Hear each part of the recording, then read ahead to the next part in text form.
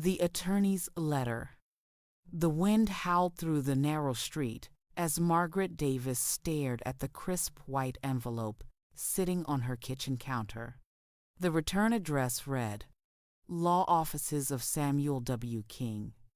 Samuel had been her lawyer for more than 30 years. He'd handled her husband's estate, her retirement accounts, and even drafted her living will. He wasn't the kind of man to send meaningless letters. And this one was marked Urgent Confidential. Margaret's heart thudded as she slid her fingernail beneath the flap. Inside was a single sheet of heavy paper, printed with Samuel's signature at the bottom. She read it twice, not quite believing. Margaret, whatever happens, do not sign anything your daughter puts in front of you. Do not let her take you to any medical evaluations. Call me immediately. This is not a misunderstanding, Samuel. Her fingers tightened on the letter until the paper crumpled slightly. Her daughter, Emily. For 72 years, Margaret had lived through wars, recessions, and widowhood. She had buried friends, seen her children grow up, and worked for every cent she owned. Emily had always been her golden child, kind, intelligent, a nurse who worked in elder care. But this letter wasn't a joke. Samuel didn't play with words like these. She glanced toward the hallway, where Emily's overnight bag still sat from her visit the day before. Her daughter had made her favorite stew, helped her sort the mail, and gently suggested Margaret might need more support these days. Margaret had brushed it off, thinking it was just her daughter being protective. But now, do not sign anything. Do not let her take you to medical evaluations. Her phone buzzed. A text from Emily. Emily morning, Mom. I made a doctor's appointment for you today at 2 p.m. It's just a quick memory screening. Don't be nervous. Margaret's breath caught. Memory screening. The words from the letter flashed like red warning lights in her mind. 2 hours later, she sat at her kitchen table, staring at a steaming cup of untouched coffee. Her small, white house in a quiet suburb of Portland, Oregon, had always felt safe. She'd raised Emily and her late son David here. She'd planted every rose bush herself. But that morning, it felt foreign, like the walls were listening. She picked up her landline phone and dialed Samuel King's number. Law Offices of Samuel W. King. This is Rachel speaking, said the familiar receptionist's voice. Rachel, it's Margaret Davis. Samuel sent me a letter. It said to call him immediately. There was a pause on the line. Then Rachel's tone softened. Mrs. Davis, hold just a moment. He's expecting your call. Within seconds, Samuel's deep voice came on. Margaret. Samuel, she whispered. What's going on? Margaret, I need you to listen to me very carefully, he said, firm and calm. Your daughter Emily came to my office last week. She asked me what the legal process would be if she filed a guardianship petition claiming you have early dementia. Margaret's chest tightened. What? She said it was for your own good. She wanted to know how to gain control of your medical and financial decisions. I refused to help, obviously, but she may have gone elsewhere. Margaret, this isn't just a conversation. I believe she's already started the process. The coffee cup trembled in her hands. Why would she do that? I'm perfectly fine. I know you are, Samuel said gently. But guardianship laws can be exploited. If a doctor certifies you're incompetent, even falsely, she can seize control of everything. Your accounts, your home, your life. Margaret stared out the window at her rose garden, the one she'd tended since her husband Peter died 10 years earlier. She remembered Emily laughing there as a child, chasing butterflies with her big brother. That little girl could never hurt her. But the woman Emily had become, she wasn't so sure. Samuel, she said, her voice trembling but sharp, I won't let her do this. That's why I warned you, he replied. We need to act before she does. Don't let her take you to any medical exams. Don't sign anything. And Margaret, if anything feels wrong, call me immediately. I'll make sure you have protection. I'll be ready, she said, surprising even herself. At 1:45 p.m., Emily arrived in her usual soft pink scrubs, her nurse ID badge still pinned to her chest. She brought a gentle smile, a tote bag with snacks, and the soft, practiced voice she used with her elderly patients. Hi, Mom, she chirped, hanging her coat. You ready? It's just a little memory check. Totally normal at your age. Margaret forced a smile. You know, I've been feeling a bit tired today. Maybe we should reschedule. Emily's smile didn't waver, but something in her eyes did a flicker of impatience. Mom, it's important. These things are easier if we catch issues early, and it'll only take half an hour. I said I'm tired. Emily's tone hardened, just a hair. Mom, please don't make this difficult. Margaret sat back in her chair. She recognized that tone. It wasn't the voice of a daughter offering help. It was the voice of a nurse managing a patient. I'm not going, she said softly but firmly. For the first time, Emily's smile faltered completely. What brought this on? Did someone say something to you? No one needs to tell me how to live my life. Emily exhaled sharply, then tried to recover. Fine, we'll talk later. But I already scheduled it, Mom. Dr. Collins is expecting us. He's the best geriatric specialist in the area. Margaret tilted her head. Dr. Collins? Emily froze for a split second too long. Samuel had told her Emily might already have found a doctor willing to cooperate. Margaret stood up slowly. Emily, I've been alive long enough to know when something isn't right. And right now, something isn't right. Emily forced a laugh. You're being paranoid. Margaret stared at her daughter, the woman she'd once trusted more than anyone, and realized this wasn't paranoia. This was war. That night, after Emily left in a storm of fake smiles and clipped words, Margaret went to her study. She opened the fireproof safe Peter had bought 20 years earlier. Inside were the house deed, her retirement account statements, insurance policies, and a small black notebook, the one Samuel had always told her to keep updated with everything. She spent hours copying down account numbers, contacts, passwords. If Emily was coming for her, she wouldn't make it easy. And then she did something she hadn't done in years. She opened her laptop and typed Private Investigator Portland Elder Fraud Cases. The next morning, the doorbell rang. Margaret wasn't expecting anyone.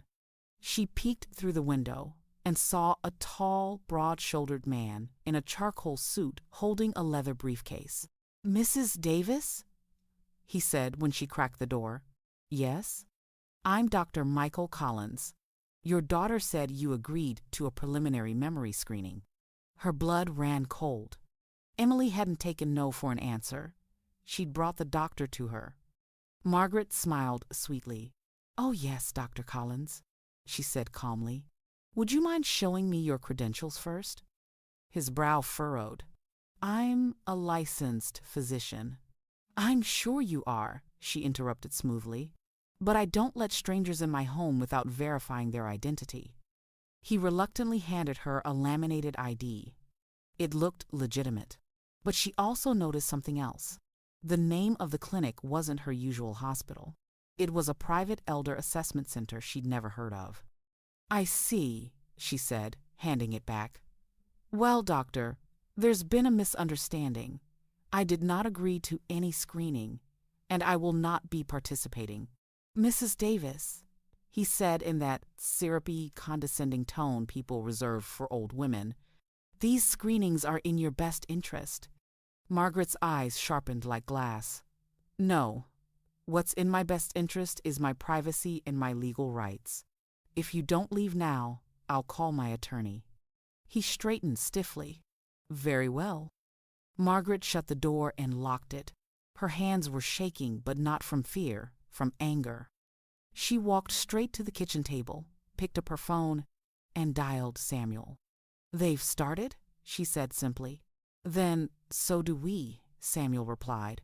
The evening Margaret spent awake thinking felt like a rehearsal for the war she knew was coming. She replayed Emily's smile, the way it thinned when she'd refused the appointment. She remembered, too, the casualness in which Emily had talked about more support, the subtle suggestions that Margaret was becoming forgetful.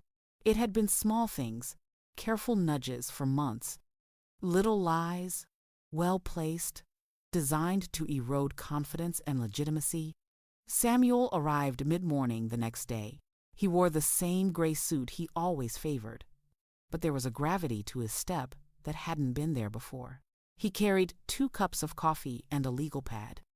"Good to see you alert," he said, setting a cup in front of her. "How did you sleep?" Margaret shrugged. "Not much." She handed him the notebook she'd been updating. "I copied everything last night. Accounts, passwords, the safe. I'm not stupid, Sammy." "This Marion." "Sam." He corrected a habit she'd never bothered to change. He flipped through her notes. "You weren't. You were prudent." He sat back. "I had my firm run a quick search. We pulled county filings. No guardianship petition yet, not in Multnomah County anyway. But that means they might be going another route. There are a few unscrupulous ways people try to do this. A willing doctor, a coercive lawyer, or, more commonly, a combination of social services calls and false claims to a hospital. If they get a single medical professional to sign you off, the rest is paperwork." Margaret clenched her jaw. "What about Emily? She's never been like this. Is she capable of—" "Greed can change people," Samuel said flatly, "and desperation can make them worse." My firm dug a little into financials. Not from any immoral place, just public records. It looks like Emily's been less stable than you were told. A maximum of 2 paychecks in a row at her last job. Stopped working for the nursing home about 6 months ago. Match that with access to your cards and a taste for nice things, and you've got motive. Margaret felt the old familiar trickle of humiliation, as if the years of love she'd poured into Emily were being neatly parceled into criminal accounting. She pushed it away. There was too much at stake to feel sorry for the past. "We need proof," she said. "I want everything." Samuel nodded. "I've hired someone. He's discreet and thorough. You'll meet him tomorrow. In the meantime, don't go to any appointments, don't sign anything. If Emily pressures you, call me. If she tries to isolate you, call police." And he hesitated, then added, "Start collecting what you can without making it apparent. Think like you're preparing for a long trip." That night, Margaret did the first thing she hadn't done in decades. She lied to her child. She told Emily she would go to the memory screening. She said she wanted to do it for Emily's peace of mind. Emily's eyes shone with relief, and in that expression, Margaret found a new piece of steel. The private investigator arrived at 11 the next morning. He introduced himself as Lucas Hale, mid-40s, shaved head, and the kind of calm competence you see in men who've spent too many years watching other people's secrets. He'd worked elder fraud cases before, Samuel said. He carried a small camera, a notepad, and, mercifully, a patient tone. "Mrs. Davis," he said, shaking her hand, "Mr. King briefed me. I'll be as gentle as possible." "You can be as thorough as possible," she said, "and as quiet." Lucas didn't look surprised. That's the only way these cases are won. Families who steal don't usually do it in the dark. They do it in the most ordinary light imaginable. He started by asking routine questions about everyday life, and Margaret answered small details that would later prove useful. Names of neighbors, the locksmith who'd changed her safe's code years ago, the bank teller who always greeted her by name. Lucas nodded, took notes, and then told her the first good thing. "Do you still have your old mail?" he asked. "Yes." Margaret led him to a small shoebox under her bed. There were envelopes from years of birthday cards, pension statements, and a few bank notices. He rifled through with the efficiency of someone who'd done this before. "There, look at this." He held up a stack of paper with faded ink. "See these withdrawals from 2 months ago and this one? They're cash advances. And here, an online transfer to a travel agency listed as Florida trip." Margaret felt cold. Each paper was a small, quiet betrayal, the invisible hands that had been reaching for her purse for months.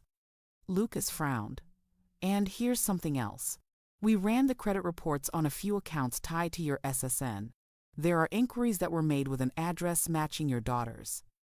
Fraudulent card applications can be done with a copy of your ID, and if someone in the family has access to the details, it's easy to fabricate."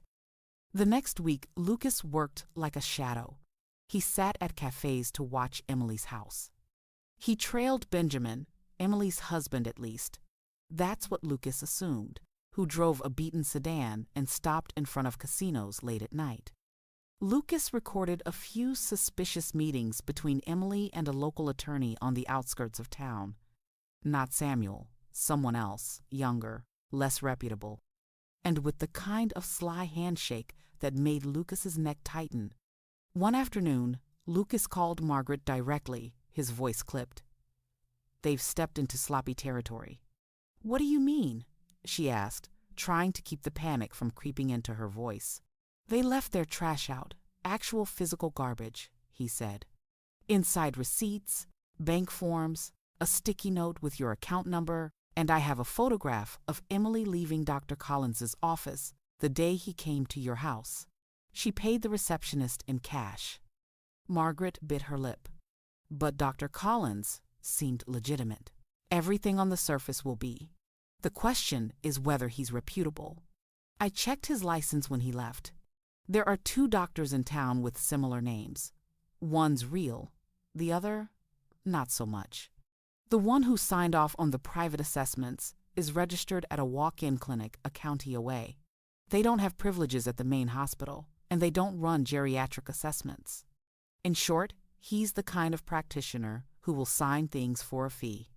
Margaret felt bile rise at the thought of her daughter handing over money to corrupt the very profession she'd sworn to honor as a nurse. "They're orchestrating this," Lucas continued. "Credit card fraud, fake medical assessment, an attorney willing to file guardianship. If they get you in a hospital for 48 hours, they can get a judge's order for conservatorship almost overnight in some cases.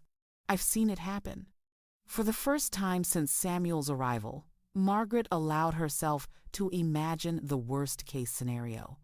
Waking up in a facility, her home emptied, her voice reduced to faded claims scribbled on legal forms. The thought made her palms sweat.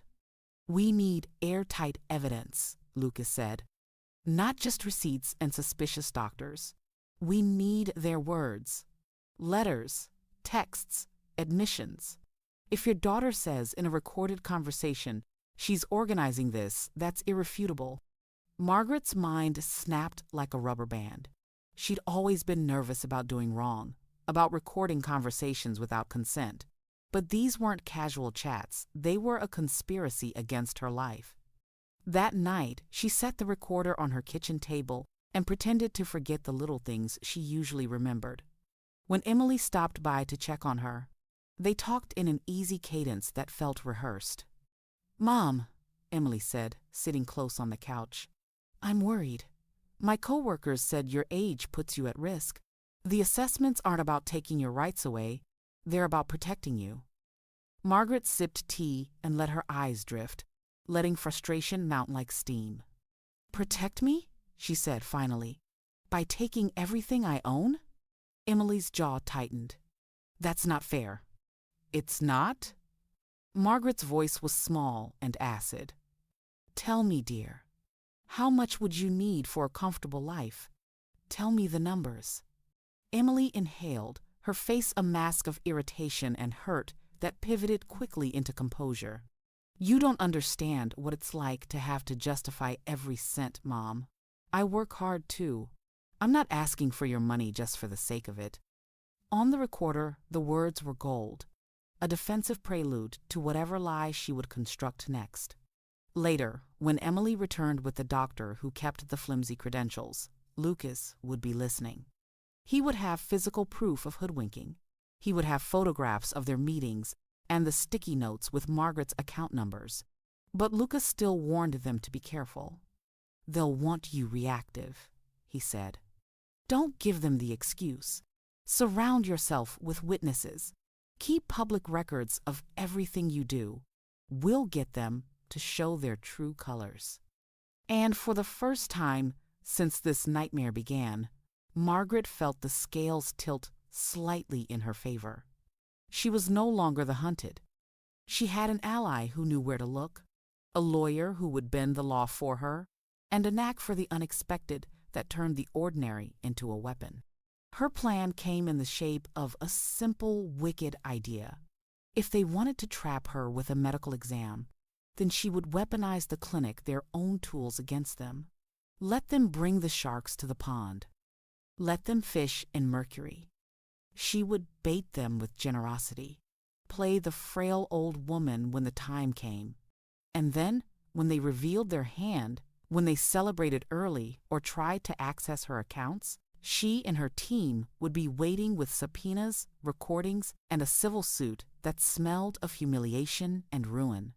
That night, Margaret slept for the first time in days, not because she was at peace, but because the gears in her head had clicked into motion. For the first time since her husband's funeral 10 years earlier, she had a plan, and that plan tasted like justice. Outside, the suburban lights blinked on, unremarkable and indifferent. Inside, the quiet buzzed with a sense of coming retribution. The next morning, Margaret rose before dawn. She hadn't done that in years, not since she used to make coffee for her late husband before he drove to the steel mill. The ritual was familiar. Kettle, creak of the old floorboard, the quiet dark of early morning. But this time, the quiet wasn't comforting. It was sharp, like the silence before a courtroom verdict. She sat at the kitchen table with Lucas's small recorder, a yellow legal pad, and a pen. "Step 1, she whispered to herself. "Write down everything they want. Write down how they'll try to take it." She began listing her assets like a soldier preparing for battle. House, valued at nearly $850,000. Savings account, $230,000. Pension, monthly. Jewelry, heirlooms, insurance. Power of attorney, still in her control. She underlined the last line twice. That was what they were after, the legal key. Once they had power of attorney, they could do everything: sell the house, drain the account, ship her to a facility, and wrap it all in the language of care. Not on her watch. By 8 a.m., Samuel arrived again, carrying a briefcase and a steel thermos. He looked more like a general than a lawyer. "You've already started," he said, seeing the lists on the table. "I'm not going to be one of those stories on the news," Margaret said. "The kind where the kids take everything and no one notices until she's gone." Samuel nodded. "Then let's make sure you're not. They spent the next hour setting up legal defenses like fortifications on a battlefield. 1. A new living trust so that everything bypassed probate entirely and left Emily legally excluded unless Margaret chose otherwise. 2. Revocation of all prior powers of attorney notarized and witnessed. 3. Security alerts on every financial account. Any activity would ping both Samuel's firm and Margaret's phone. 4. A secondary witness list, trusted friends and neighbors who'd testify to her mental clarity if Emily tried to claim she was incapacitated. It was methodical, precise, cold, and it made Margaret feel powerful. At noon, Lucas called. "I've got something." "What?" "Your daughter and her husband met with the same shady attorney again this morning. He's filed something at the courthouse petition for temporary guardianship." Margaret froze. "Already?"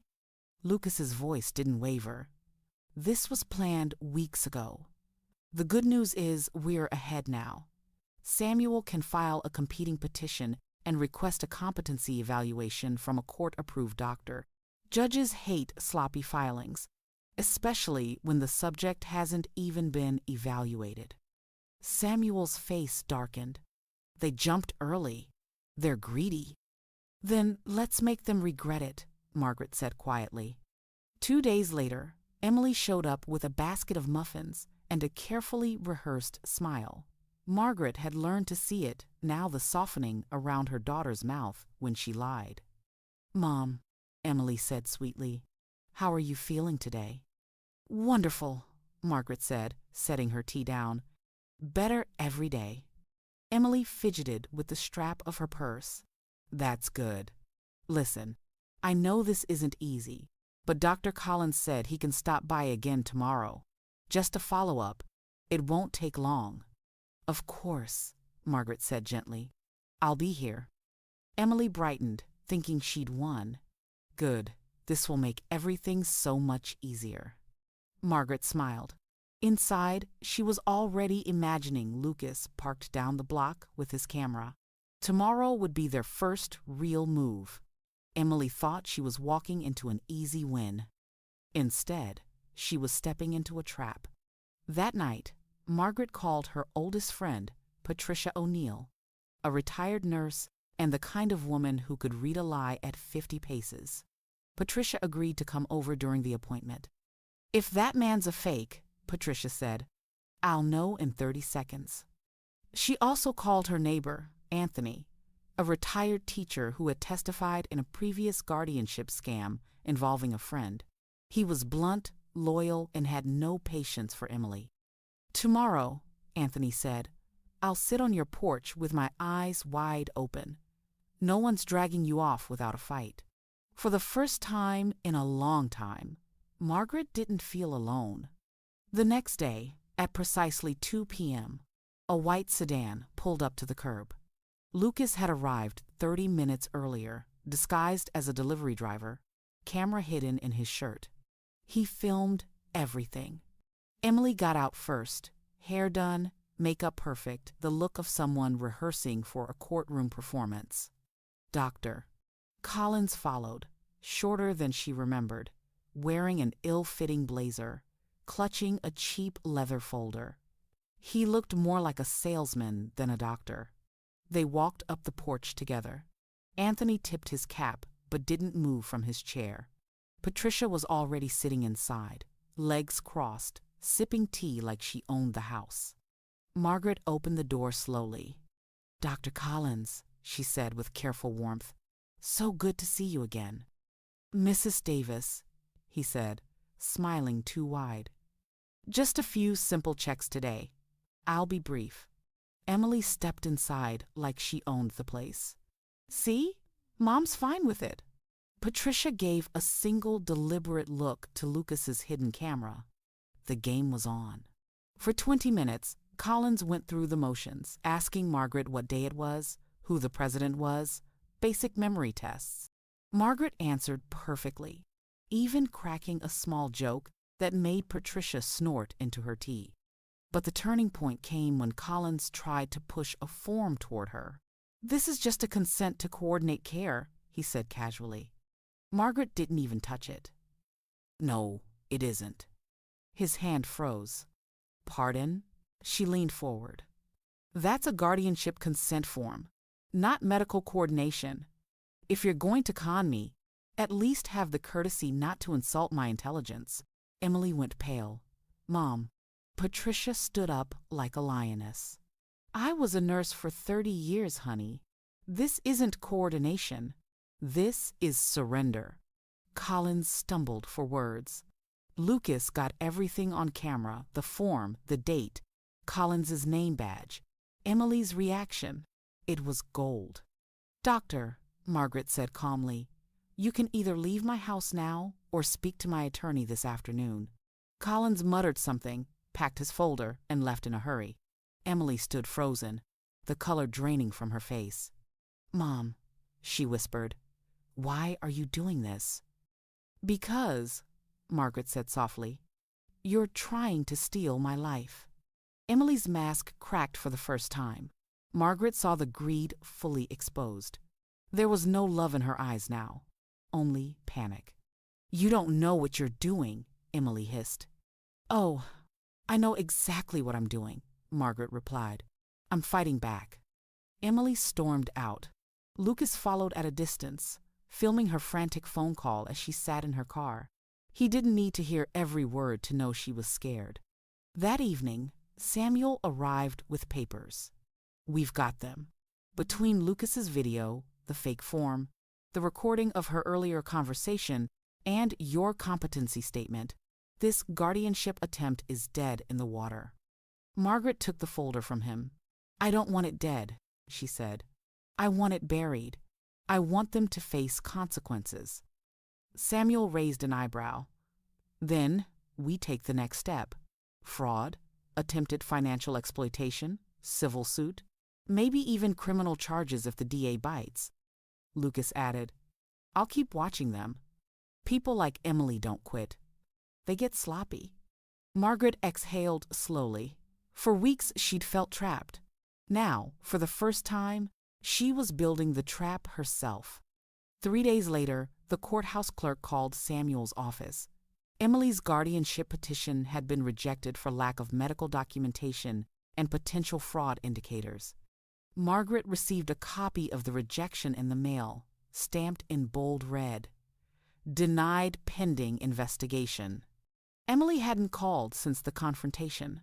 Benjamin, her husband, had tried leaving half apologetic, half angry voicemails that Margaret ignored. But she knew silence wasn't the end. People who try to take everything don't walk away easily. They just change tactics. That night, as she locked her bedroom door, Margaret whispered to herself, "They thought I was weak. Let them try again."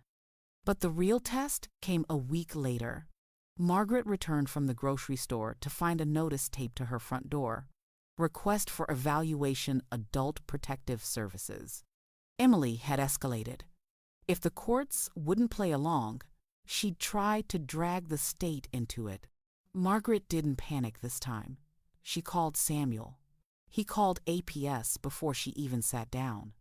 When the investigator came, Margaret was ready with her trust documents, her medical evaluation from a real licensed physician, and half the neighborhood as witnesses. The investigator left 30 minutes later, shaking her head. "Ma'am, I'm sorry your daughter put you through this." "She'll try again," Margaret said evenly. "Then we'll document every false report," the investigator replied. "People who misuse this system often get charged. We'll keep record." That was when Margaret decided she wasn't just going to defend herself. She was going to turn the tables. The following morning, Lucas brought something new to the table. "Remember that credit fraud I mentioned?" he said. "I traced the online applications. Guess whose IP address they came from?" "Emily's?" Margaret asked.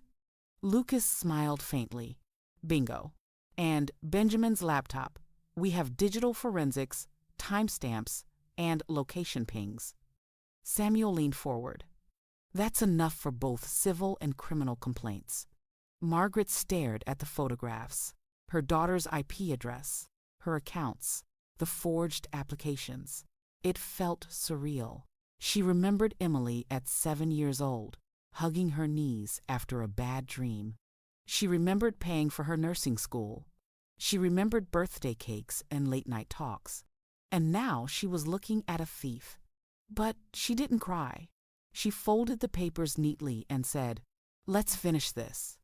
Samuel filed a civil suit for attempted financial exploitation and elder fraud, attaching Lucas's recordings, the fake guardianship petition, and the forged credit applications. At the same time, he flagged the documents with the local DA's office. It wasn't guaranteed they'd press charges, but it put a storm cloud right over Emily and Benjamin's heads. Within a week, Emily's attorney called Samuel's office to discuss settlement. Margaret didn't even attend the first meeting. She sat at home on her porch listening to birds, while Emily's lawyer begged Samuel to avoid public embarrassment. Samuel returned that afternoon with a smirk. "They want to settle. No contest." Margaret stirred her tea. "And what do they offer?" "They're willing to sign a no-contact agreement and repay the fraud amount in exchange for you not pressing for criminal charges." Margaret considered it. For most people, that would have been victory enough. But Margaret wasn't most people anymore. "No," she said, "we don't bargain with people who bury their knives in family dinners." Samuel didn't try to talk her out of it. 2 days later, Emily received a letter at her house, a formal notice from the district attorney's office, confirming an investigation into financial exploitation of a vulnerable adult. It was clinical, cold, devastating. Benjamin's face reportedly drained white when he read it. Lucas sent Margaret a photo. The two of them standing in their driveway, arguing, Benjamin shouting, Emily crying. It should have hurt. It didn't. That night, as Margaret walked through her house, she paused in front of a framed photo. Emily, at her nursing graduation, Margaret beaming beside her. She touched the glass, but the nostalgia didn't ache anymore.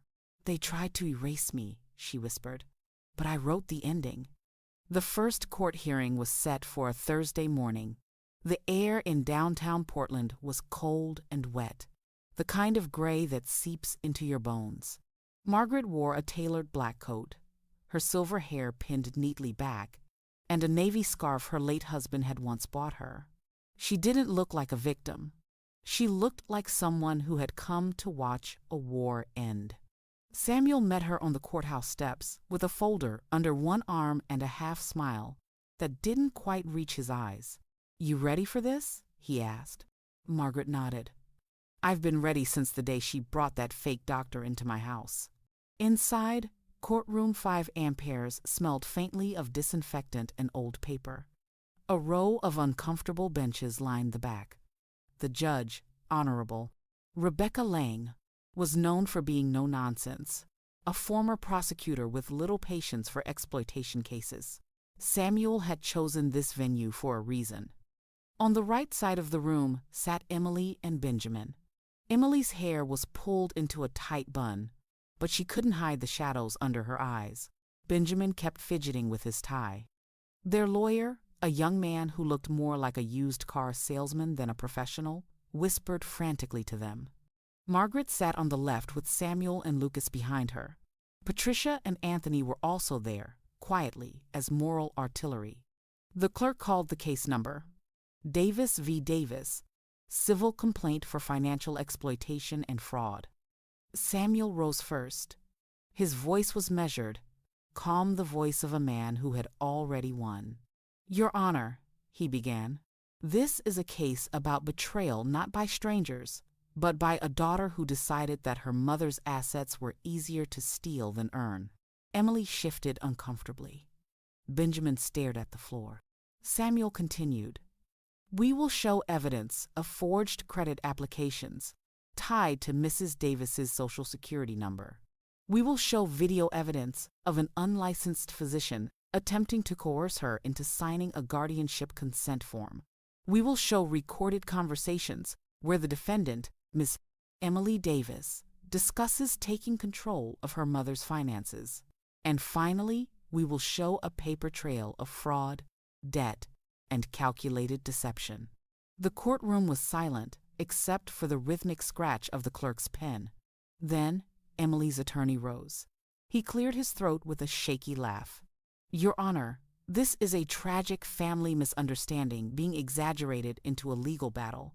Miss Emily Davis was merely trying to ensure the safety and well-being of her aging mother. Any financial irregularities are circumstantial and Judge Lang cut him off like a blade. Counselor, if you finish that sentence, make sure it includes actual evidence. The young man swallowed. Yes, Your Honor. Margaret sat tall. For the first time, it wasn't Emily talking over her. It was the law. Lucas was called as the first witness.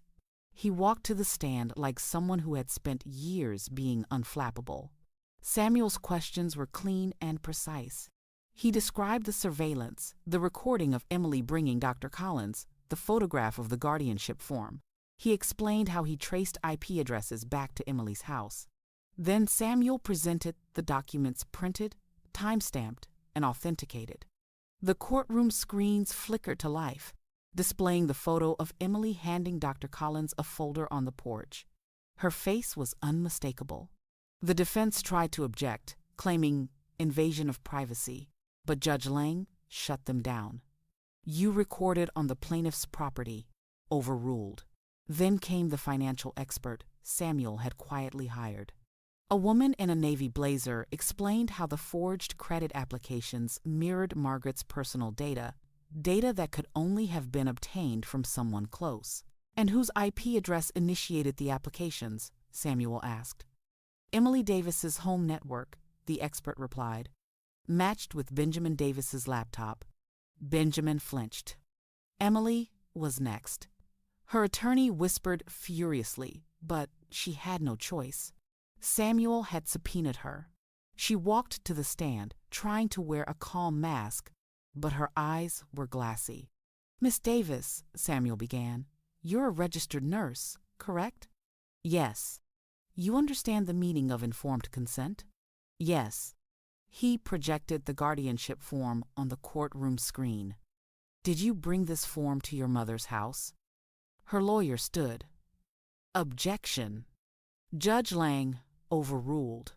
Answer the question. Emily's voice faltered. Yes, but it was just a precaution. A precaution that would have stripped her of all financial control? Emily swallowed. I was trying to protect her. By hiring an unlicensed physician? Samuel shot back. Her face reddened. I didn't know he wasn't licensed.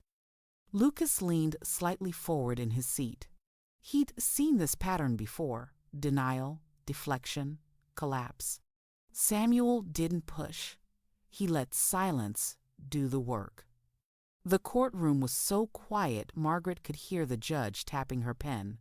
Then Samuel played the recording from Margaret's kitchen. Emily's own voice echoed through the courtroom. I'm not asking for your money just for the sake of it. When the clip ended, Emily had her hands over her mouth. Benjamin wouldn't even look at her. Emily's attorney tried to pivot, arguing that Margaret was confused and misunderstood.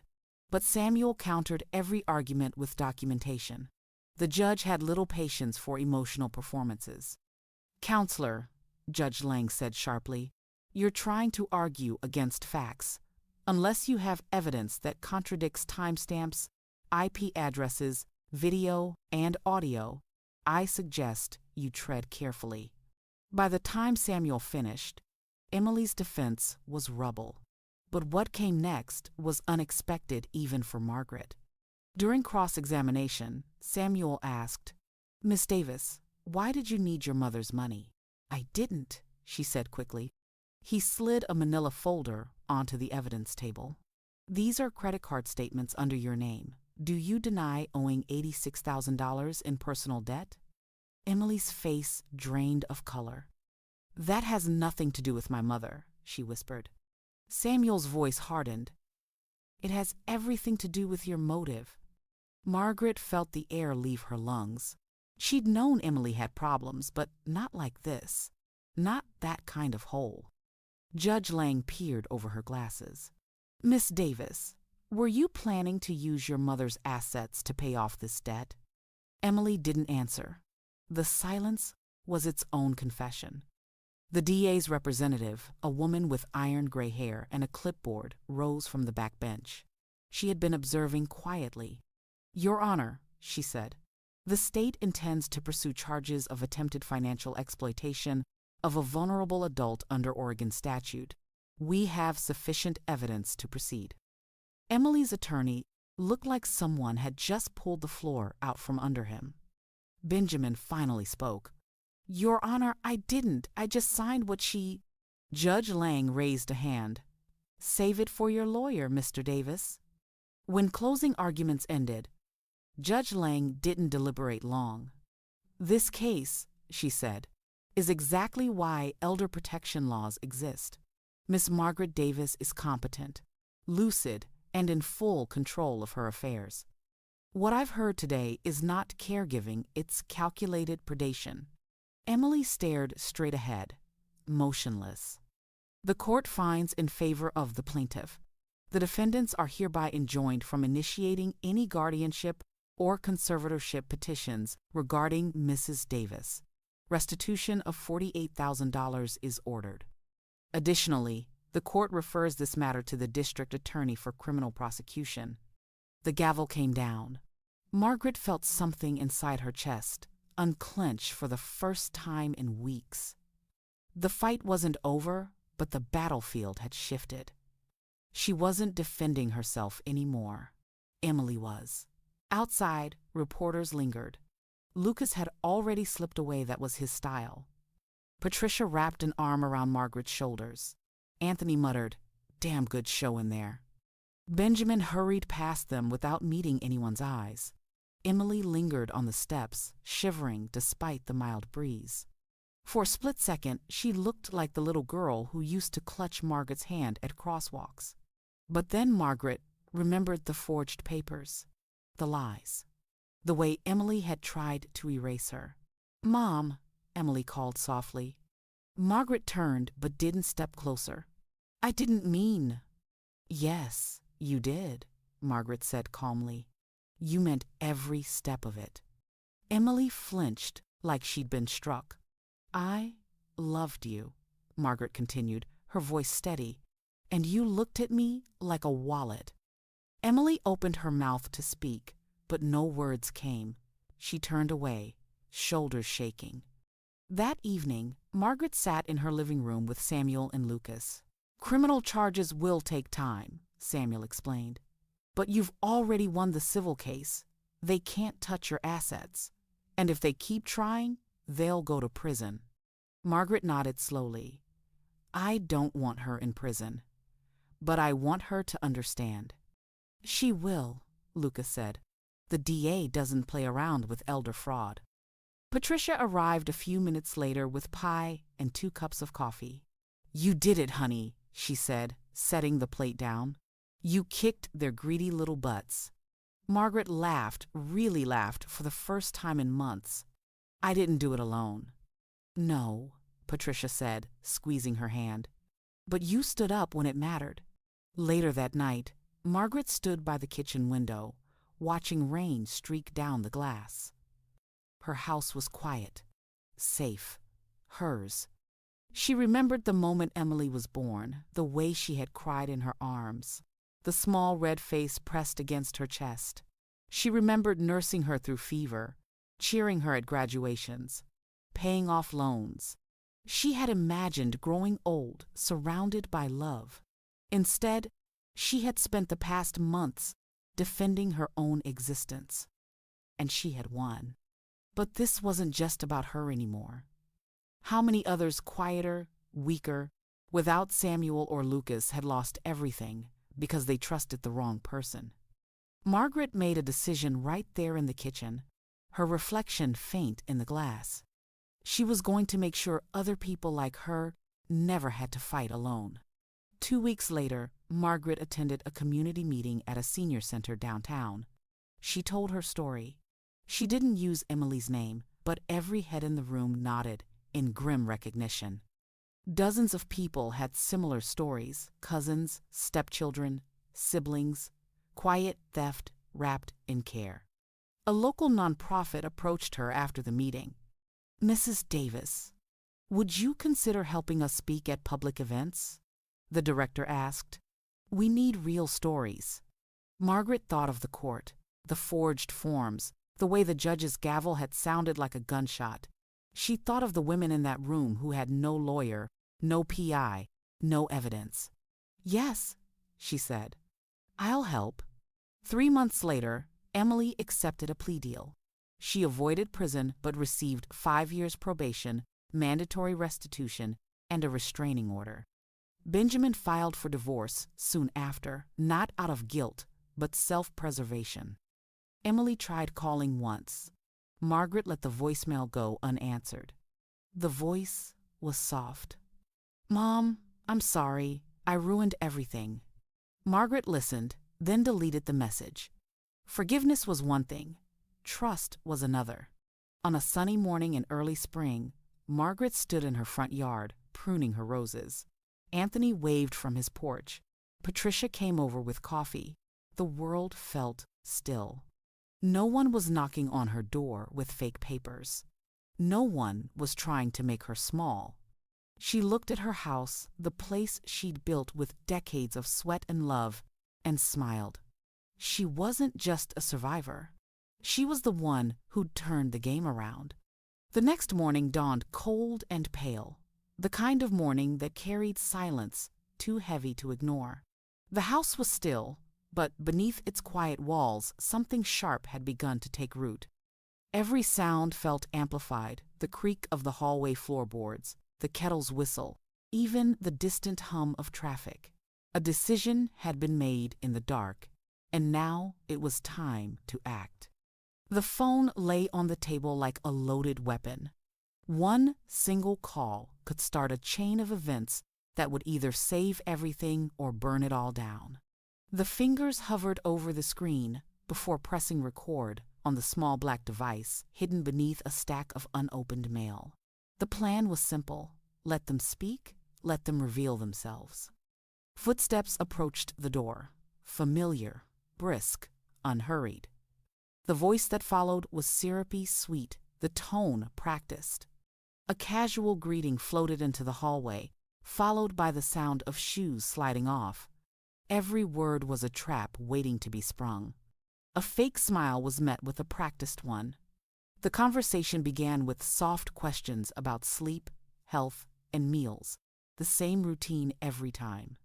It was all so carefully designed to sound like care, yet beneath it was something colder. Talk shifted quickly to finances, as it always did. The tone changed, subtle but sharp. Questions weren't really questions. They were pressure dressed up as concern. Plans about long-term care were floated again, wrapped in warm phrases, but they reeked of calculation. The recorder beneath the mail blinked silently, capturing each carefully measured word.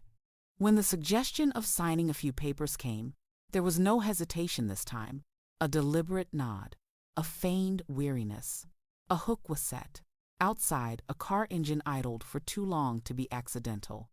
Someone else was part of this. They were moving in sync, following a script rehearsed behind closed doors. Every detail had been planned: the timing, the papers, even the way the conversation would feel gentle at first. When the doctor arrived, it was with that polished smile again. The clipboard in his hand looked official, but the eyes gave everything away. They were quick, twitchy, too alert. He spoke softly, asking meaningless questions about memory and mood, nodding in all the wrong places. The test was a farce. The questions were designed to fail anyone who wasn't a robot. The answers didn't matter. They weren't here to assess, they were here to document what they had already decided. But every word, every leading question, every false tick on the form was being recorded in crystal clarity. A deliberate mistake was made on purpose, a wrong answer to a simple question. A flicker of triumph crossed the doctor's face, almost too fast to catch. But it was there, and that was all that mattered. By the time they left, smiles plastered on their faces. The house felt colder, but underneath the chill, something hot was burning. They thought the net had tightened. They didn't realize they had stepped straight into the fire. The call to the lawyer was short and efficient. The recording was good. Very good. It had the right tone, the right pauses, and most importantly, the right slips of truth. The kind that destroyed fake care and polite lies in seconds. The investigator was already waiting nearby. His arrival was quiet, methodical. The evidence box grew heavier with every passing hour: receipts, documents, photographs, and now audio. All of it pointed to the same thing: a carefully constructed betrayal dressed as love. The decision was made to let them believe they were winning. The trap would work best when they were most confident. So the voice on the other end of the phone softened. The tone weakened. The act continued. Let them think they'd already taken everything. Later that night, the silence wasn't heavy anymore. It was steady. A storm had begun to form quietly beneath the calm surface, and when it broke, it wouldn't leave anyone untouched. They thought this would be easy. They thought age meant weakness. They forgot that silence can be sharp and stillness can be dangerous. And somewhere in that cold house, a war had just truly begun. The days that followed blurred into a quiet rhythm of acting and waiting. Every smile was carefully measured, every sigh rehearsed. The more gentle and trusting the surface appeared, the more confident they became. It was like watching wolves lower their guard because the lamb stopped running. Papers began to appear more often: thick envelopes, medical forms, financial authorizations, even documents with court headers tucked neatly inside. Each one carried the scent of finality, like a door slowly being pushed shut from the outside. Sign here, initial there. It's just routine, they said. It'll make everything easier for you. Each form was photographed and scanned before being returned with a practiced delay: a lawyer's copy, an investigator's copy, every signature line left blank like an unanswered threat. The trap was tightening, but not in the direction they thought. Phone calls started late at night. Whispered voices carried through the thin walls. A plan being finalized. A fake medical emergency being discussed. A wellness check that would justify a forced hospital admission. The pieces fell into place, exactly as expected. When the knock came at 7:43 a.m., 2 days later, the act reached its next stage. 2 uniformed officers stood at the door, polite but firm, with a social worker at their side. "We received a call," they said, "concerned for your well-being." The smile was calm, almost amused. "I was expecting you," came the reply. Documents already sat on the hallway table, proof of clear medical records, signed letters from trusted physicians, legal filings already submitted hours earlier. The lawyer had made sure everything was timed to perfection. The officers shifted uncomfortably. This wasn't the helpless, confused woman they had been told about. She was calm, prepared, sharp, and very clearly not in any danger. One of them glanced at the social worker, whose rehearsed concern began to falter. When the family arrived minutes later, their faces were already arranged: shock, concern, a touch of righteous worry. But the scene didn't unfold as planned. Instead of an ambulance waiting to take her away, there were 2 legal aides waiting with folders. The social worker's clipboard was met with a court filing stamped that morning, a preemptive protective petition filed by her lawyer, turning the accusation around. It declared her competent, documented the financial irregularities, and demanded an emergency freeze on all accounts connected to her name. Panic flickered in their eyes for the first time. The investigator stepped forward then, quiet but steady, holding the envelope like a blade. Inside were the recordings, their own words. Every slip, every whispered conversation, every carefully phrased plan. The smile on his face was polite, but it cut like glass. The doctor's fraudulent signature was the first domino to fall. A quick background check and a call from the attorney had already stripped his false assessment of legitimacy. By the time the family realized what had happened, the state medical board had been alerted. Their attorney tried to speak, but the recordings silenced him. Each word they had thought was private now lived on a clear audio file, time-stamped, undeniable. The investigator placed copies on the table like cards in a rigged game. The room turned cold. The daughter tried to recover. She spoke fast, with rehearsed concern, but the cracks were already showing. Every excuse made the evidence heavier. The officers who had arrived expecting a confused woman now saw something else entirely, a calculated attempt to strip someone of their freedom. The lawyer moved next. With a steady, practiced voice, he laid out everything. The fraudulent credit applications, the falsified medical report, the recorded coercion attempts. The room filled with the sound of careful destruction. They didn't speak much after that. The daughter's face shifted from pale to red to blank. The husband avoided eye contact completely. The plan that had felt foolproof was crumbling in their hands like wet paper. The emergency hearing happened within 24 hours. It was brief and brutal. A judge listened to the recordings in silence, flipping through the evidence with the detachment of someone who'd seen too many betrayals dressed as love. When the gavel struck, the sound was sharp and final. A restraining order was granted. Financial control remained fully intact. Guardianship petitions were voided before they could even be filed. Fraud investigations opened quietly in the background. The daughter and her husband left the courtroom without looking back, their carefully constructed world reduced to ash in less than an hour. The house felt different that evening. Not louder, not quieter, just real again. The weight of someone else's plot no longer sat in the corners. The silence belonged to her now, not to their lies. The investigator came by once more. He placed the final copy of the case file on the kitchen table. "They won't be able to try this again," he said simply. "Too much evidence. Too many eyes on them now." There was no dramatic speech, no tears, just quiet strength. The storm had passed, leaving behind a house still standing. The trap they'd built for her had turned into the noose that caught them instead. Weeks later, when the letters from the bank confirmed frozen accounts and the doctor's license was under review, the air finally felt light again.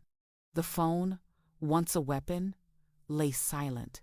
The front door, once a threshold of betrayal, opened to peace again.